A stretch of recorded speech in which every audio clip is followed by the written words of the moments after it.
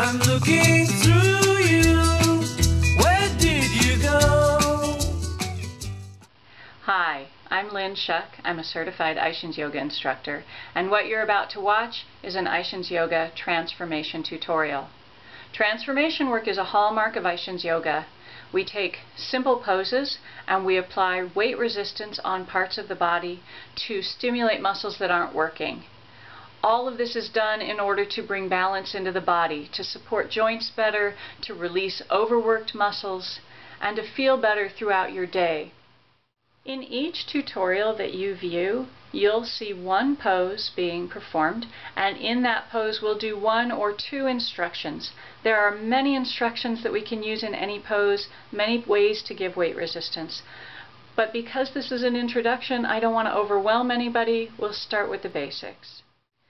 After you've watched a tutorial and you've decided you want to try some of this, first come to Mountain Tadasana, standing with feet parallel, and just get an overall assessment of how you feel. Do your feet feel comfortably, firmly planted onto the floor? Do you roll in or out?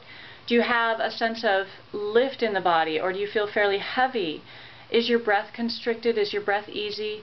Just getting a general sense of how you stand. Then do the transformation work with a partner, and then come to Tadasana again and see if you're standing differently. That's what really matters, that the yoga changes you, transforms you, and brings you toward balance. If you stand up after doing this and you're not feeling anything different, you might need more weight. And so you can ask your partner to press harder.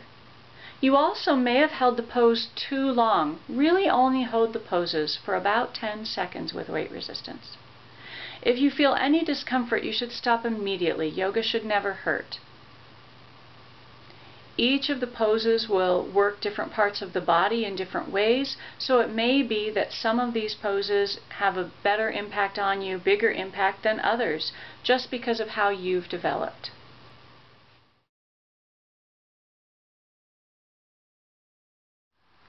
So when Mel's in Kneeling Mountain, we put that block between her feet to keep the feet parallel, but that also gives me visual cues. So as I look at her feet, I can see how they line up differently. I want to see two long lines from running from the toes to the back of the heel.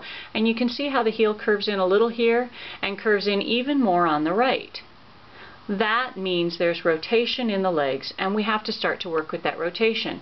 But first and foremost, we need to wake up those calf muscles. Whenever you're in a kneeling pose, suppose you're going to work on camel or anything along those lines, Virasana, the lower legs are part of the pose. So this is how we'll try and wake them up, using partner work, transformation work, to create the resistance to wake up the calf muscles. So now that Mel is in the pose, as her partner, I'm going to give weight resistance. And I'm going to put that weight resistance low on the back of the leg, not on the calf muscle, below it. And I'm going to push straight toward the floor. Her shin is going to try and resist this movement. She's not lifting up, moving the heel, or lifting the foot off the floor. She just doesn't want me to move her. This is similar, but the opposite of when I put my hands on the front of her shin and she's standing and she's pressing the shin forward. Because the foot is pointed, now the shin presses into the back of the leg. So I'm going to make fists because that allows me to just use my body weight and not put any real tension into my wrists. And I'm going to press straight down, and as I do so, Mel's not letting me move her. Her calf muscles are waking up, possibly her hamstrings and her glutes are waking up, because these muscles are part of the pose if she were doing camel or Virasana or any other pose that starts from this kneeling position. And we hold it for about 10 seconds, and then I warn her that I'm about to let go so she can take her weight.